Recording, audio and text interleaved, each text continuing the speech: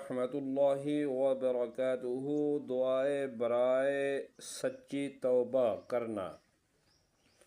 ربنا ظلمنا انفسنا وإن لم تغفر لنا وترحمنا لنكونن من الخاسرین۔